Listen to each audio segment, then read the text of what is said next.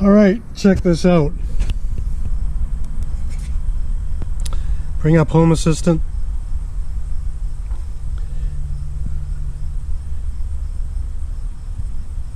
Let's get this one called Test. Push to start.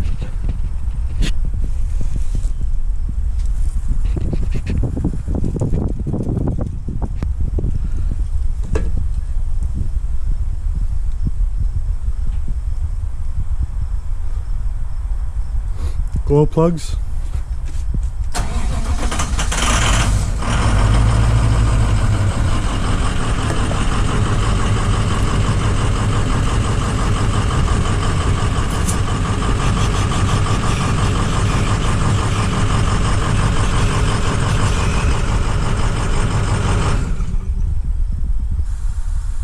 Huh.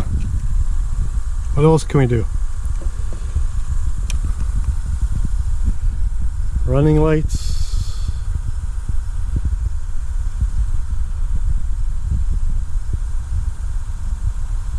Right on. What else we got here?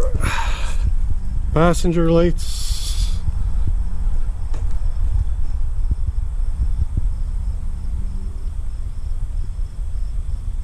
Interior dome. This is all on my cell phone on Home Assistant.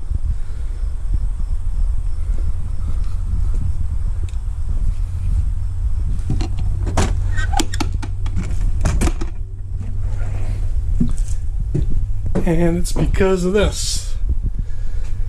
This is a Kincony, I think it's called a 16 relays. It's got a Raspberry Pi CM4 there. These are the relays. It has sensors. I had to cut a bunch of jumper wires because the dry contacts don't have power. Otherwise you got to run power to all 16 of them. It should come with a bus bar for that, for another 50 cents. Expensive piece of kit. This is what I was looking for. I found one company offering it. I think the name is Kincony. Not talking much about the company because I wouldn't recommend this product. It was expensive and it was not worth the money. I'm pretty sure there's other companies that build this and you can probably get a better deal. Better price, better value. Like when I received this, there is no documentation with it whatsoever, not a piece of paperwork. Now the company does have a very good YouTube channel system where they explain everything if you can understand it, with some difficulty in communication because I don't speak Chinese and Chinese people that speak English, it's not their first language. I understand that. But there should be some kind of documentation there, and there's not. So you got to spend a lot of time on the boards and chit-chat back and forth, and not a very efficient communication. It's not laconic by any means. You have to invest a lot of time to get this thing working, and for the money I spent on it, I don't think it's a good deal. So, good product, overpriced. And the knowledge base falls way short for what they're charging. But it gave me the possibility to run everything remotely on my truck from my cell phone using Home Assistant. I have 2 instances of Home Assistant in on my house here. So I can sort of daisy chain them together.